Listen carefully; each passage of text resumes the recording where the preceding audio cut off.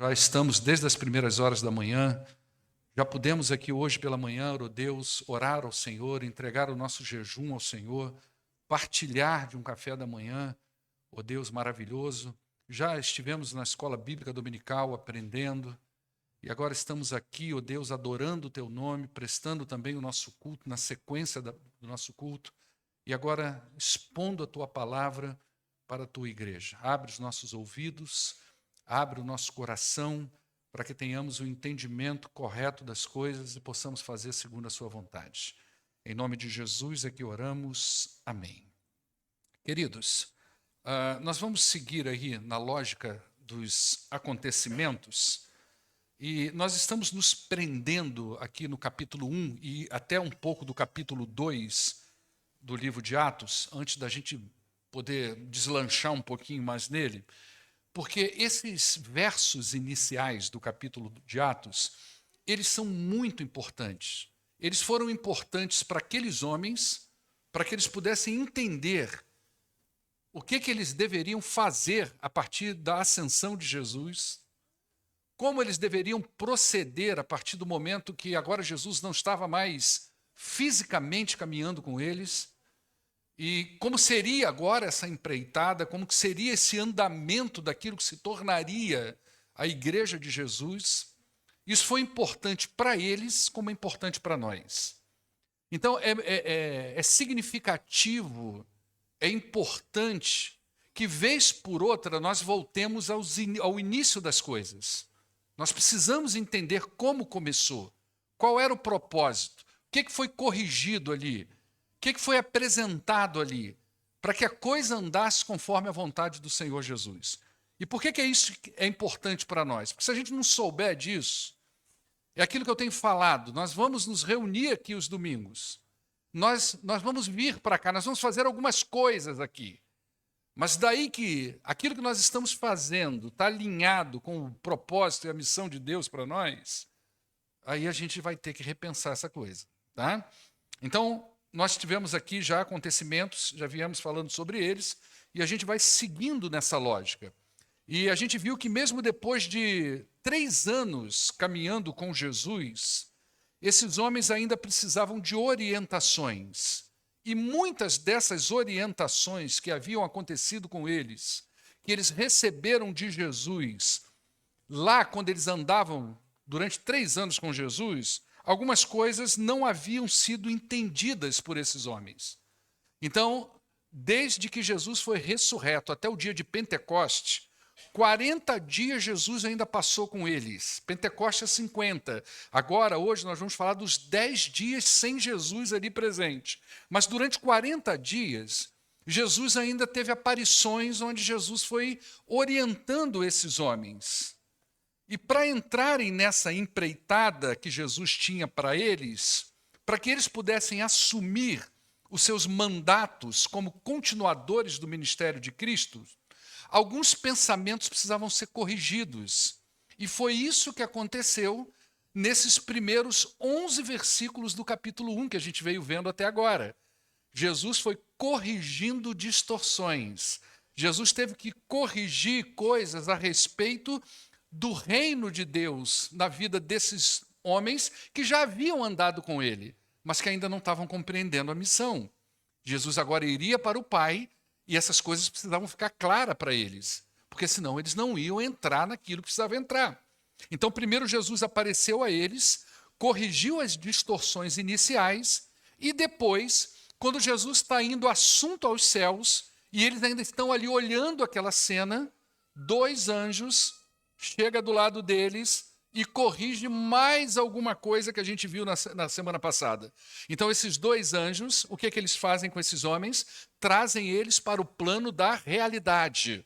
Olha, Jesus já falou para vocês como é que funciona. O que é o reino de Deus? Ele é espiritual, ele não está preso a um território, não é sobre Jerusalém, é sobre o mundo inteiro, sobre as nações. Vocês precisam abrir a visão de vocês. E agora eles estão vendo aquela cena de Jesus indo assunto aos céus, que nós falamos na semana passada, e os anjos falam, olha, vocês estão olhando isso aí o quê? Por que estão prostrados aí? Por que estão esbabecidos olhando para o céu? Vamos parar de vasculhar um pouquinho essas coisas. Vamos olhar para o lado. Vocês têm um mandato, vocês têm uma missão, vocês têm uma ordem de Jesus. Precisa caminhar nessa direção. Agora não é hora de ficar nesse saudosismo olhando para Jesus. Agora é hora de olhar para o lado e ver que tem um monte de gente precisando do evangelho e dessa semente maravilhosa que vocês têm aí para plantar no coração deles. Então agora é hora de olhar para o plano horizontal e não mais vertical como vocês estão. Agora é hora de ter olhar de misericórdia com as pessoas e não esse saudosismo que está no coração de vocês. Então, esses anjos traz esses homens para o plano da realidade. Então, na verdade, o que aconteceu até agora, nos primeiros 11 versículos, foi o comissionador Jesus dando aos seus comissionados, que eram aqueles discípulos, a noção da realidade. A vida agora é essa daí, tá certo? Eu andei 3 anos com vocês, eu ensinei vocês, eu treinei vocês, eu mostrei vocês a realidade do reino, e agora a realidade é que vocês precisam caminhar. A pergunta que me fiz imediatamente foi a seguinte: que mensagem tem aqui para nós? O que o Espírito quer nos ensinar com esses eventos? O que o Espírito de Deus, que é aquele que caminha com a igreja, o que ele quer ensinar para nós? Será que a igreja de hoje, ela precisa do mesmo senso de realidade que esses homens precisaram ter há quase 2000 anos atrás? Por quê? Porque é importante a gente ter em mente que o mandato deles, de certa medida, esse mandato se estende para nós. Aquilo que Jesus, ou para o qual Jesus os comissionou, e as ordens e ensinamentos que Jesus deu a esses homens, de certa forma, essas coisas se estendem para nós. O bastão que foi passado por Jesus para esses homens, esse bastão ele vem sendo transmitido de geração em gerações de homens e mulheres salvas em Cristo Jesus até chegar nos dias de hoje. Então, de certa forma, essas coisas elas têm a ver com a gente. E nós precisamos olhar para esses inícios e fazer essa pergunta: o que o Espírito de Deus tem para nos ensinar nesse negócio? Os ouvidos da igreja, eles precisam estar abertos para que o Espírito está ensinando para ela. Porque senão a gente vai vir aqui e nós vamos ouvir um monte de coisa, menos aquilo que o Espírito quer nos ensinar. E aquilo que o Espírito quer nos ensinar é o que há de mais importante para a igreja, porque é a direção que ele vai dando para a nossa vida. Se esses homens não entendessem naquele momento inicial, se eles não entendessem o que Jesus ressurreto ensinou para eles ali naqueles 40 dias, se eles não entendessem o que aqueles 2 anjos falaram para eles, quando aqueles 2 anjos interpretaram, traduziram para eles aquele acontecimento da ascensão, se isso não tivesse acontecido, esses homens estariam orando naquele cenáculo até hoje. O que nós teríamos era um cristianismo que não teria passado de uma seita judaica. Só isso. Nós estaríamos ouvindo até hoje de um grupo de homens seguidores de Cristo que estão até hoje enclausulados em algum lugar, com paredes e muros fechados e teto em cima da sua cabeça, orando para tentar entender o que aconteceu há 2000 anos atrás. Entende isso? E muita igreja, infelizmente, é a triste realidade que elas estão vivendo. Muitas igrejas estão fazendo isso de si mesmo. É como se fossem uma seita do cristianismo, em que grupos de pessoas se reúnem aos domingos para cantar, para orar, para fazer isso e aquilo, mas sem nenhum propósito, sem nenhum entendimento, sem nenhuma visão de nada sobre aquilo que realmente Jesus os mandou fazer. São igrejas ou pessoas que estão tão voltadas para si, que esses crentes é como se eles estivessem gravitando em torno das suas demandas pessoais e reduzindo a sua fé, a sua crença, a sua religião na resolução desses problemas. E aí a gente não passa de uma seita. É só isso. Reduziu. Não entendeu a visão, não entendeu o propósito. não entendeu o que Jesus ensinou, não entendeu sobre mandato espiritual, não entendeu sobre reino de Deus, não entendeu sobre expansão do reino, sobre evangelização, sobre misericórdia, sobre paixão pelas almas, não entendeu nada. Então fica ali gravitando em torno das suas demandas que se tem todos os dias aquelas demandas que nunca se sai dali daquelas demandas. E a vida espiritual foi reduzida ao quê? Preciso resolver essas coisas. Você imagina quantas coisas esses homens e mulheres tinham nas suas vidas para resolver? E Jesus, aqueles dois homens, melhor dizendo, diz para eles assim: está olhando para o céu para quê? Esse que foi um dia vai voltar. Agora precisa ir, não é? E essa é a triste realidade de muitas igrejas e muitas pessoas ainda hoje. A igreja pode até parecer bonita, ela pode parecer reluzente, ela pode parecer animada, mas se ela não cumprir o mandato da proclamação, o mandato missionário, o mandato discipulador, ela não estará sendo igreja na essência da palavra.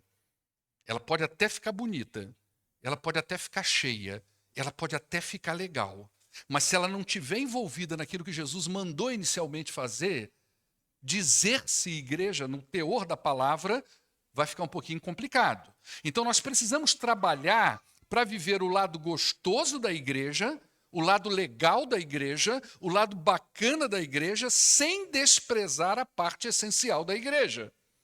Então a igreja precisa ser proclamadora, ela precisa ser discipuladora, ela precisa ser evangelística, ela precisa chegar ao coração das pessoas.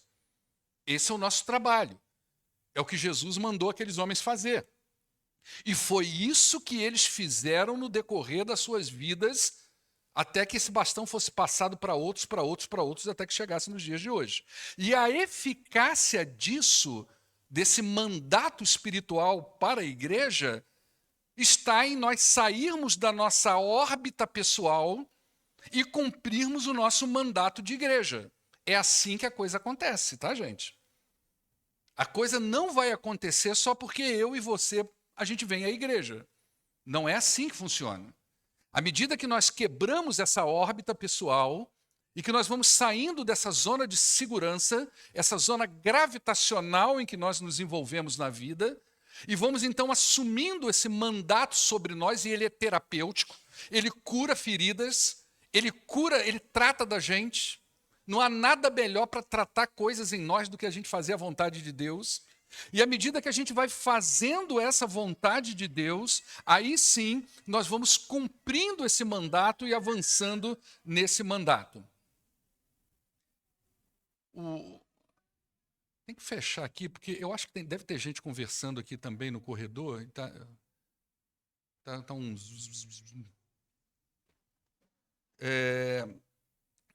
um mandato demandado, eu até me perdi aqui um pouco, vamos lá. Isso, em saída, um mandato que foi demandado para nós pelo Senhor da igreja. Então foi o próprio Cristo que demandou isso para nós, não é? E nesse processo de conscientização da missão da igreja, entra algo que é fundamental para a vida de uma igreja. Entra algo que é pontual para a vida de uma igreja, mas que muitas vezes está no discurso, mas não está na ação, que é a oração. Isso é incrível. Hoje, na reunião de oração aqui, eu estava falando para ele, gente, a igreja precisa ouvir o que o Espírito diz a ela. Eu falei para eles, olha, nós estamos encerrando a semana de oração e eu estou seguindo uma sequência de um livro que cai hoje justamente no dia de falar de oração. E a gente precisa ouvir aquilo que Deus está falando para nós. E a gente precisa ouvir como igreja aquilo que o Espírito está sinalizando para nós. Então, nesse processo de conscientização da nossa missão enquanto igreja, essa igreja que proclama, essa igreja que discipula, essa igreja que chega no coração das pessoas, é fundamental o entendimento da oração. E a oração comunitária é fundamental quando nós falamos sobre a missão da igreja. O ministério de Jesus, ele foi emoldurado por orações. Ele ensinou seus discípulos a orar. E durante os 10 dias entre a ascensão de Jesus e o dia de Pentecoste, dia em que se cumpriria aquela promessa da descida do Espírito Santo, o que eles ficaram fazendo? Orando. Nós estamos falando dos 10 dias entre o momento em que Jesus foi para o céu definitivamente, ok? A ascensão aconteceu, foi embora. Nós estamos falando dos 10 dias entre o momento que Jesus foi e o dia que se cumpriria uma das grandes promessas de Deus para a sua igreja. O Espírito Santo seria derramado na vida de todas as pessoas. E esses homens fizeram o quê? Vamos orar, não é? E esse texto nos ensina duas coisas importantes sobre oração. Duas coisas que são simples, mas fundamentais. E é isso que eu quero ver com você hoje. A primeira delas fala sobre a unidade ou unanimidade do povo de Deus. A oração é um presente de Deus para nós, para ser usado de duas formas. Presta atenção, a primeira delas, e uma não exclui a outra, pelo contrário, elas se completam. A primeira delas é a oração individual. Jesus diz para a gente assim, olha, você precisa entrar no teu quarto e orar. Talvez seja nesse momento que eu entro no meu quarto e oro, que eu vou levar para diante de Deus várias das minhas demandas pessoais. Talvez seja nesse momento que eu vou confessar os meus pecados, me arrepender, que eu vou falar de várias coisas sobre Deus, que eu vou abrir o meu coração, que eu vou falar das minhas crises, das minhas demandas pessoais, que eu vou levar aquele monte de coisa aos pés da cruz. Bacana. Esse é um momento de oração para nós. Isso não pode faltar na sua vida, isso não pode faltar na minha vida, não pode faltar na vida de nenhum crente em Cristo Jesus. Mas essa oração individual, esse presente que Deus nos deu, não exclui a outra forma de oração, que é quando eu me reúno com outros salvos para orar pelas coisas de Deus. Esse momento de oração individual, eu posso orar a vida inteira individualmente. Isso não exclui a minha responsabilidade, esse mandato espiritual de eu me reunir com os outros salvos em Cristo Jesus e juntos nós orarmos por aquilo que é de Deus. E é isso que eles estão fazendo aqui. É isso, exatamente isso que eles estão fazendo aqui. Uma coisa não exclui a outra. Ambas têm o seu valor. Olha bem quem é que estava nessa oração.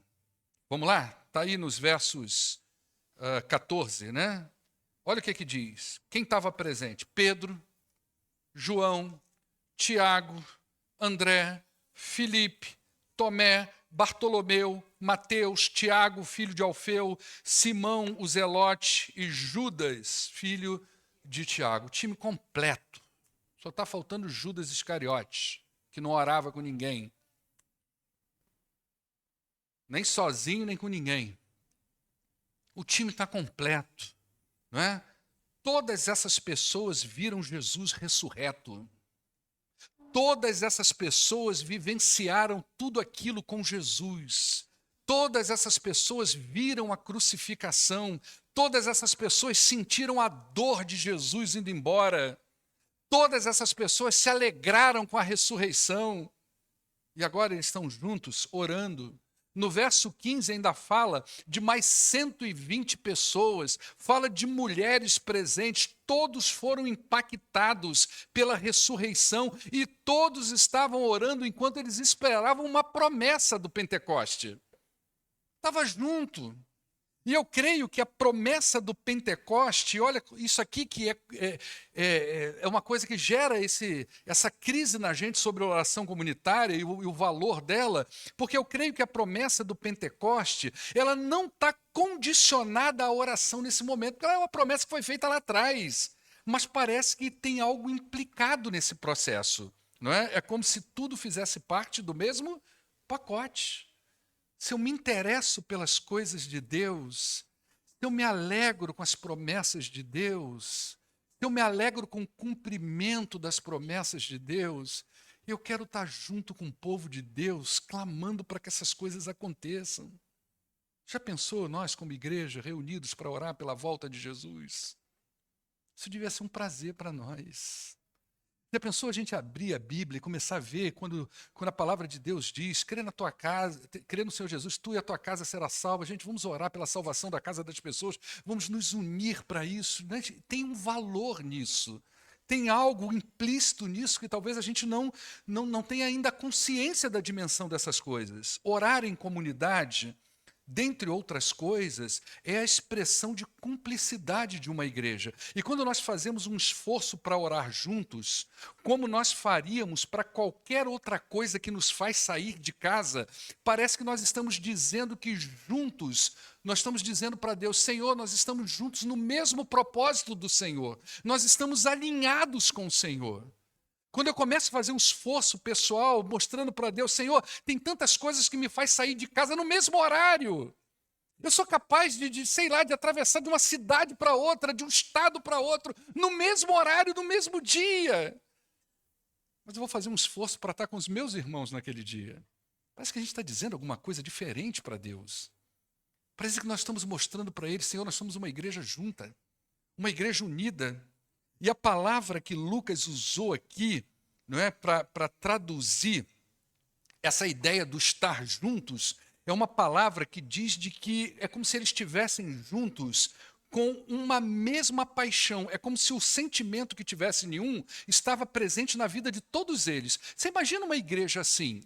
Todo mundo vibrando pela mesma coisa. Gente, nós vamos ter um café da manhã aqui, vai vir todo mundo. Olha que paixão bacana.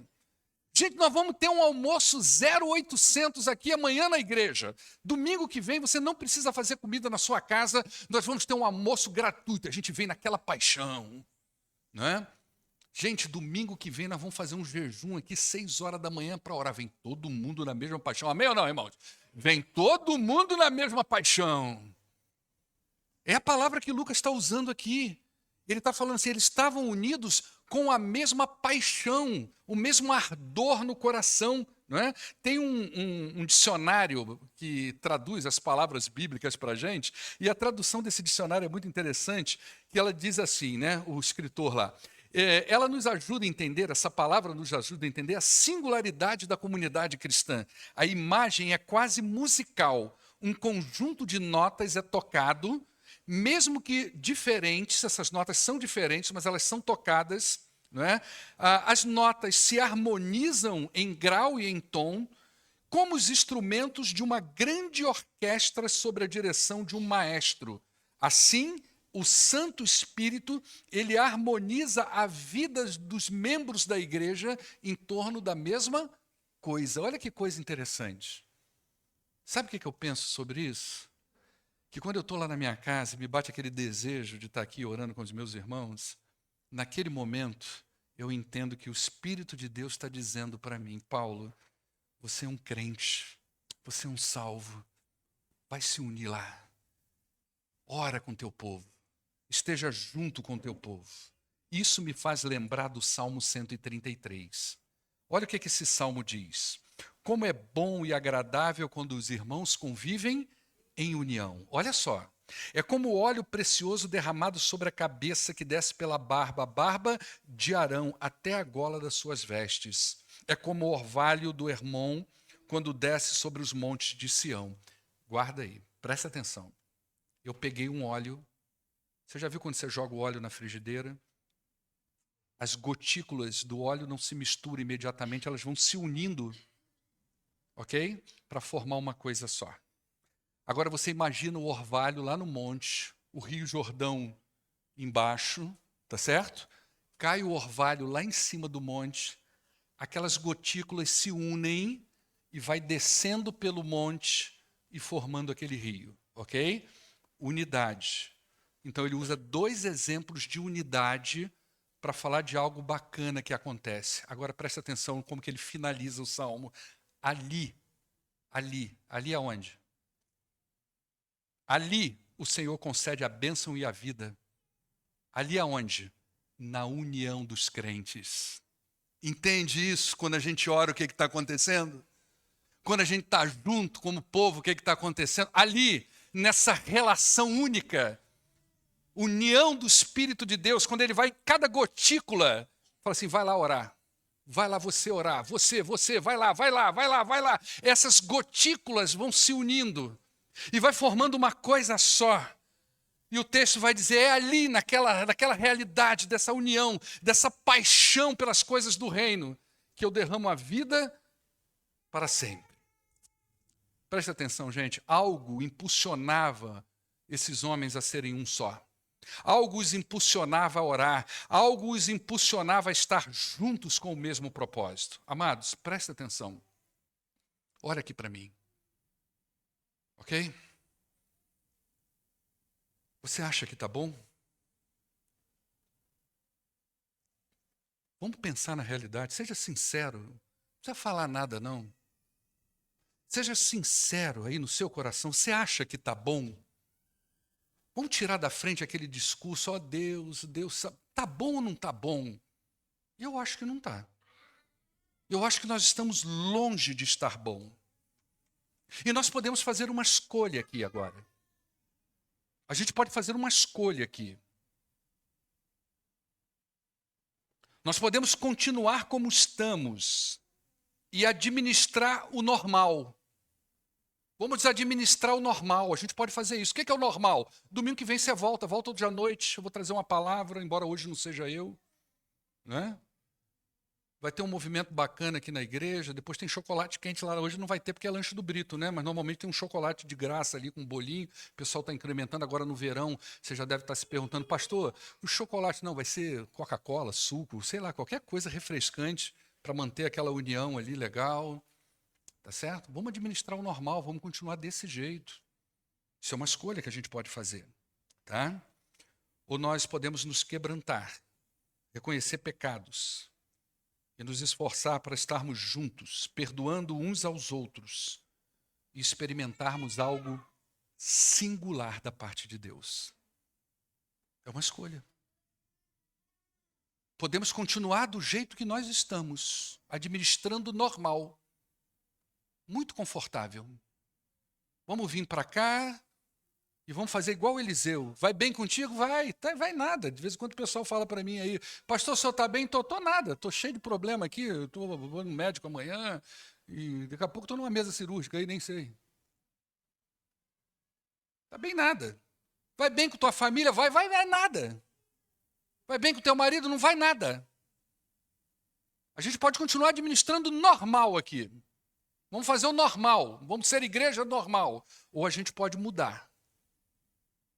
A gente pode se quebrantar. A gente pode orar, pedir perdão a Deus pelos nossos pecados. E nos unirmos como um só povo. E nos perdoarmos. E aí sim, experimentarmos algo que é singular da parte de Deus. Essa vida e essa bênção que Ele dá no meio do seu povo quando as gotículas se unem e desce do Hermon e forma aquela maravilha que é o Rio Jordão. Eu não creio que o Espírito de Deus tenha mudado seus planos para a Igreja de Cristo. Eu creio que nós mudamos em relação a Ele e à Igreja dele. Mas os planos dele para a Igreja não mudaram.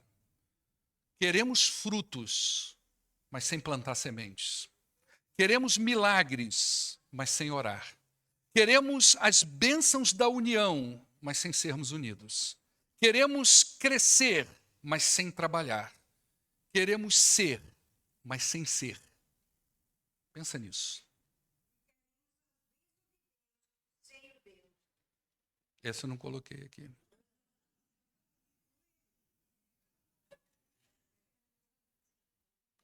Anota aí. Sem Deus. Exatamente. Entende? A gente tem que pensar nisso, gente, em nome daquele que vive e reina para todo sempre. Você precisa pensar nisso. Precisa pensar nisso. Ou então nós vamos viver administrando o normal, maquiando o normal. Esse era o primeiro ponto da oração que esse texto ensina para a gente. É o ponto da unidade. Aí vem o outro, que é o ponto da perseverança, da constância. O verbo traduzido aqui por perseveravam, ele traz a ideia do seguinte: aqueles homens estavam ocupados demais com a oração. é o verbo da ocupação. Essa era a ideia que o narrador aqui, que é Lucas, a forma como ele traduziu aquele sentimento que estava acontecendo ali no meio daqueles homens. Unidade e ocupação.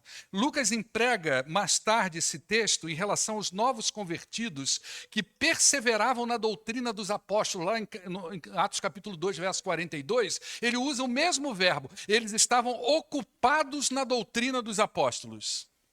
E depois, ele vai usar o mesmo verbo no capítulo 6, verso 4, quando ele fala que os apóstolos priorizaram a oração e a pregação do evangelho ali quando nasce o diaconato. É como se ele estivesse dizendo assim, eles estavam ocupados com a oração e a pregação. É o mesmo verbo. Perseverar diz de nós estarmos ocupados demais com oração. É uma ocupação santa, é uma ocupação legítima. Então, nós nunca deveríamos estar ocupados demais a ponto de não podermos nos juntar para orar. Essa é a ideia. A ideia da perseverança é você estar ocupado com aquilo ali. Só que, por outro lado, nós nunca deveríamos estar ocupados demais a ponto de nós não podermos nos ocupar com aquilo que é legítimo da parte de Deus, que é estarmos juntos, que é onde Deus derrama a sua bênção, que é onde Deus derrama a sua vida. Então você imagina uma igreja ocupada demais em orar juntas. Gente, isso muda a história. Entende? Isso muda a história da igreja, não é só da igreja, isso muda a história da rua. Vizinho não vai ficar reclamando com a gente que o barulho está alto. Vizinho vai reclamar quando a gente não fizer barulho. Você entende isso? A rua, os vizinhos, o bairro vão desejar esse lugar, porque não é pela gente, mas é pelo que Deus está fazendo no meio do seu povo, derramando a vida e a bênção no meio dessas gotículas que se unem, como um só povo. Então são escolhas que nós podemos fazer. Ou eu administro normal na minha vida e vou empurrando com a barriga, ou peraí, não é assim. Então a oração tem um papel fundamental nesse processo da igreja, e ela fala de união e ela fala de persistência, não é? Então a vida desses homens e mulheres foram pautadas por diversos momentos juntos de oração. A perseverança na oração está presente em várias histórias bíblicas, quanto em histórias de avivamento. Então, às vezes, você lê a história sobre John Wesley, que foi o pai do avivamento no século XVIII, XIX, né? Aí você vai ver como é que tudo começou. Um clubinho com ele e o irmão dele na Inglaterra, né? o Carlos Wesley, e os dois se juntam e vamos fazer um clubinho de oração? Em vez de ser um clubinho qualquer, vamos fazer um clubinho de oração? Vamos fazer um clubinho de oração. E aí começa 4, 5, 6 a orar. Com apelidado de Clube dos Santos. O negócio deles era ler Bíblia e orar, ler Bíblia e orar. Olha o resultado disso no mundo. Olha o resultado desse clubinho que os irmãos Wesley começaram a produzir ali, lá em 1800 e alguma coisa. Não é? Então, a ideia é de continuada, né? Como Paulo bem diz lá em 1 Tessalonicenses 5,17, nós devemos orar juntos sem cessar. A perseverança e a unidade juntas formam uma poderosa atividade dentro de uma igreja. Em quase todos os capítulos de Atos, nós vamos encontrar uma referência à oração. E esse livro vai deixar claro para nós que algo sempre acontece quando o povo de Deus ora. Sempre acontece quando o povo de Deus ora. Presta atenção. Eu quero encorajar você a fazer esse teste. Faz esse teste. A próxima vez que o ministério de oração tocar uma trombeta e falar assim, vai ter uma reunião de oração, vem todo mundo para ver? 6h30 tem oração aqui na igreja. E normalmente fica 2 ou 3 ali. Mas a gente quer uma igreja grande e viva, né? Mas tem 2 pessoas, 3 orando ali embaixo. Próxima semana de oração, vem todo mundo para ver. Mas assim, rompe as barreiras. Pastor, hoje tem visita lá em casa, arrasta ela pelos cabelos e vem. Pastor, que você vem. Diz para Deus assim, Senhor, eu estou ocupado demais com oração. Deixa ele responder isso no seu coração. Deixa Deus mostrar para a igreja o valor da oração, porque eu acho que palavras humanas não entram no coração do jeito que ela deve entrar. Palavras humanas do pastor não atingem o lugar que deve entrar. Então deixa ele mesmo dizer isso para você. O dia que tiver, você fala, Senhor, hoje eu vou. O pastor falou lá para eu fazer um teste contigo, ele deve estar meio doido, que negócio de refité lá, sei lá, entendeu? Vai, eu vou. Deixa Deus falar com a igreja, né? O que a gente aprende aqui hoje? Oração não é um jargão, gente.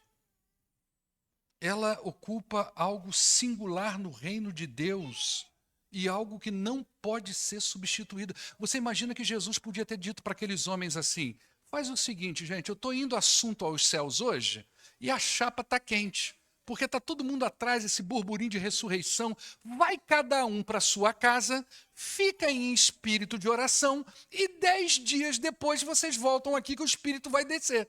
Foi isso que Jesus mandou fazer? Eles não entenderam dessa forma. Eles foram para um lugar, tá certo? O terraço de uma casa, e ali, homens, mulheres, discípulos, todo mundo reunido, vamos orar, crendo que essa promessa vai acontecer daqui a 10 dias. E ali eles ficaram. Então nada substitui a oração no reino de Deus, nada substitui a oração na vida de uma igreja. Nada substitui. Nada substitui o valor da oração comunitária para a igreja, para a sua família e para o reino de Deus. Então, eu quero assim deixar muito essa mensagem de como é importante a sua presença numa reunião de oração. Eu sei que muitos aqui oram em casa e continue fazendo isso. Também oro na minha casa. Também oro aqui no escritório quando eu estou aqui durante o dia.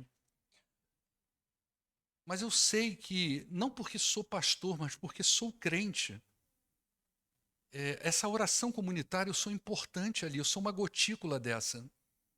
Você é muito importante nesse momento de reunião de oração. Aliás, você não é só importante, você é fundamental. Você entende isso? Você é fundamental numa reunião de oração. Você, junto comigo, junto com vários outros aqui, nós podemos mudar a história dessa igreja, nós podemos mudar a história desse bairro, nós podemos, os nossos filhos, os nossos netos, eles podem contar uma história diferente do que é que hoje nós contamos sobre essa igreja.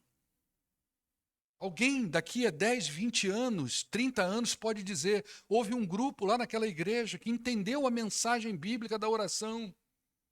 E não sei o que deu na cabeça deles que eles começaram a orar. A partir dali aconteceu um troço muito doido aqui. A igreja que quer ser igreja precisa aprender a andar junta em oração perseverantemente. Nós precisamos aprender a nos ocupar com o que é legítimo, com o que é bíblico, com o que é fundamental. Nunca se deixe estar ocupado demais por uma reunião de oração comunitária.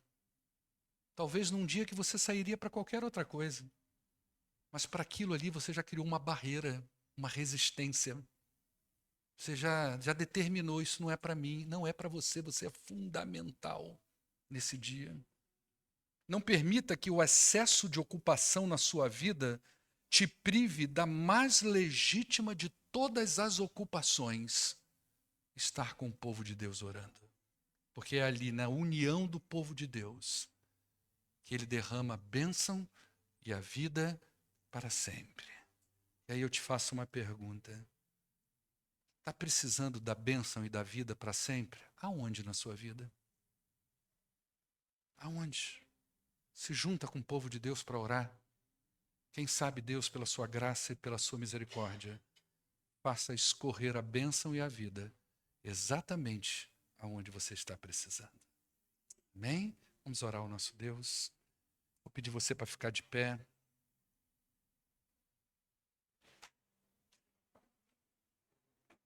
Presta atenção.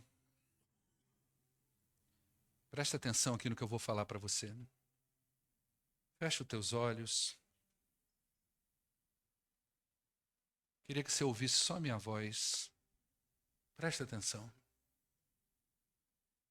Por que você não dialoga com Deus agora? Dialoga sobre este ponto específico.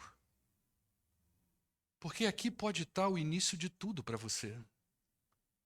Não fala agora para Deus sobre outras necessidades, senão essa de você estar ocupado demais para orar com o povo de Deus. Ou sobre resistências nesse sentido. Traz na sua cabeça agora todas as coisas que te impedem de estar pelo menos um dia no mês, um dia, durante 1 hora com o teu povo orando. Traz isso na sua cabeça agora. E lembra que se você conseguir vencer isso, talvez Deus, pela misericórdia e graça, estenda a mão sobre o seu povo. Deixa Deus trabalhar no seu coração. Tantas coisas podem ser tratadas e curadas em nós quando nós aprendemos a orar juntos. Tantas coisas são tratadas e curadas em nós quando nós entendemos o mandato de Deus para nós. Quando nós quebramos a órbita, quando nós saímos dessa gravidade da nossa vida, dos nossos problemas, das nossas questões e começamos a entrar na órbita de Deus. Então talvez seja um tempo que Deus vai curar você, tratar de você. Deixa Deus falar ao seu coração.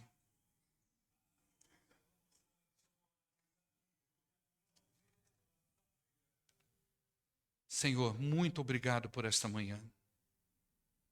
Pai, eu quero te pedir algo nesta manhã. Assim como esses irmãos estão me ouvindo, eu creio que o Senhor também ouve a tua igreja. E eu não estou aqui orando sozinho. Eu tenho certeza que muitos aqui estão levantando seus pensamentos ao céu junto comigo. Nós queremos clamar pela tua igreja, Senhor. Faz algo diferente em nós. Em nome de Jesus, Pai. Mexe aqui dentro, Deus. Quebra o inquebrável, Senhor. Converte o que precisa ser convertido. Cura o que precisa ser curado, Senhor. Ah, Senhor, teu Espírito movimentou tanto lá. Movimenta aqui também, Senhor. Movimenta aqui, ó Deus. Eu não quero ficar na normalidade. Isso não é para mim, Senhor. O Senhor me conhece, ó Deus. Isso não é para mim. Nós somos uma igreja. Esse lugar tem tudo para ser algo tremendo, ó Deus.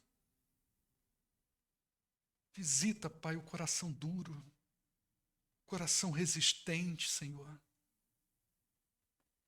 Converte a oração, Senhor. Quebranta os corações para a glória do teu nome, ó Deus. Tira do meio da tua igreja aquilo que não pertence ao teu povo, Senhor. Tira do meio da tua igreja aquilo que adoece o teu povo, Senhor. Liberta o teu povo em nome de Jesus. Liberta a tua igreja em nome de Jesus. Nós, Pai, eu te entrego esse povo amado, querido do Senhor em tuas mãos. Porque daqui para frente só o Senhor, ó Deus. Lugares na vida deles que só o Senhor pode entrar. Em nome de Jesus é que nós oramos. Amém. Despede da pessoa que está do teu lado. Abraça.